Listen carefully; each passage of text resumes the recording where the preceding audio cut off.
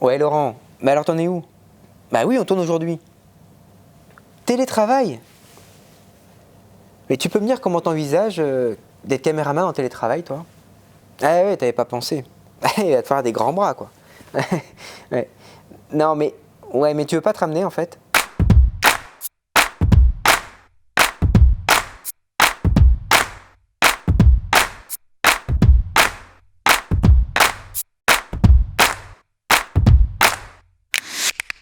Est-ce que l'on peut louer librement pour la durée que l'on souhaite? Et puis, surtout, peut-on louer pour une courte durée? C'est la question à laquelle nous allons répondre aujourd'hui. Ah bah, à mon avis, la question elle est vite répondue. Hein, c'est non. Effectivement, on ne fait pas ce qu'on veut, mais on va voir qu'il y a quand même des solutions. La durée du contrat est encadrée par la loi du 6 juillet 1989, dès lors que le logement constitue la résidence principale du locataire. Alors, la loi, elle est simple. Elle dit le bail c'est 3 ans en vide et 1 an en meublé avec tacite reconduction dès lors que personne ne donne congé. Alors pourquoi une durée minimale? Bien tout simplement pour protéger le domicile du locataire. C'est là où il habite, seul ou avec sa famille, et il ne faut pas que le propriétaire puisse le mettre à la porte trop rapidement. Et du coup, même si le locataire est d'accord pour signer un bail de 6 mois, eh bien il pourra refuser de sortir du logement le moment venu. Il pourra invoquer cette fameuse loi du 6 juillet 1989 que les propriétaires connaissent bien. Tu vois, c'est dommage quand même. Moi j'ai un logement, je vais le louer pour 1 an et demi. Bah, je peux pas. Bah, si quand même, parce que la loi prévoit des exceptions. Alors je commence par le vide, il n'y en a qu'une et elle est assez rare. Vous avez le droit de signer un bail pour une durée inférieure à 3 ans, mais d'au moins 1 an, si vous pouvez, lors de la signature du contrat de location, invoquer un événement précis et futur dans votre vie familiale ou professionnelle qui justifiera que vous repreniez le logement pour l'occuper. D'ailleurs, on a déjà fait une vidéo là-dessus. Oh merde, coupe! Oh, on est dans les yeux! Donc, je vous disais qu'on a déjà fait une vidéo là-dessus. Elle est dans les fiches, là, juste ici.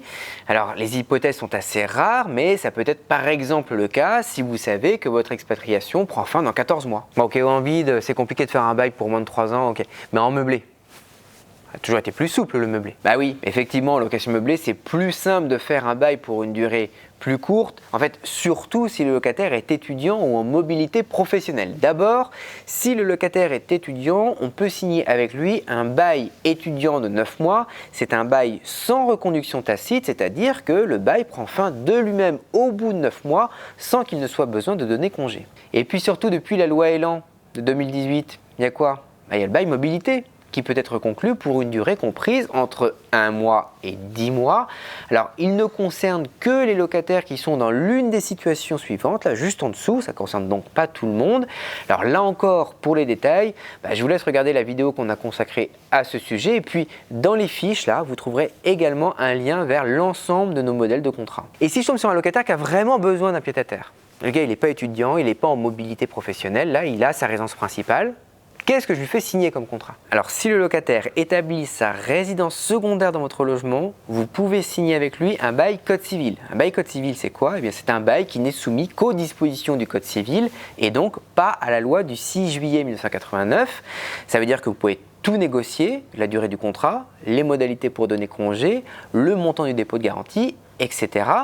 Il suffit de vous mettre d'accord avec le locataire. Alors, vous l'avez compris, l'intérêt du bail code civil ou du bail de résidence secondaire, c'est sa souplesse. Mais il implique, pour éviter toute contestation, de vérifier que le logement constitue bien la résidence secondaire du locataire et donc qu'il a et qu'il gardera une résidence principale ailleurs. Alors, après, ceci étant dit, il y a plein de cas dans lesquels le locataire n'a besoin que d'une résidence secondaire.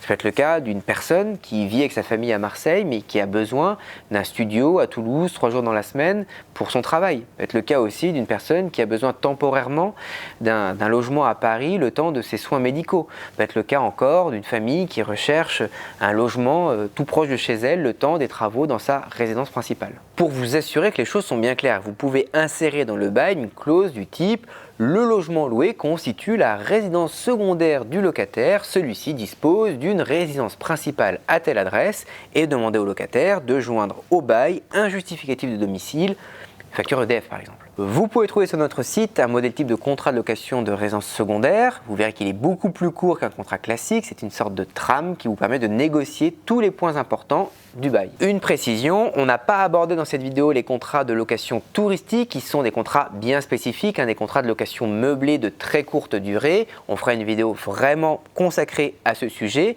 Mais attention, dans certaines villes comme Paris par exemple, ce type de location est très encadré, voire presque interdit. Et voilà pour cette vidéo, j'espère que j'ai été clair. Je vous invite à voir toutes nos autres vidéos, à laisser des commentaires si vous avez des questions et puis à vous abonner à notre chaîne YouTube.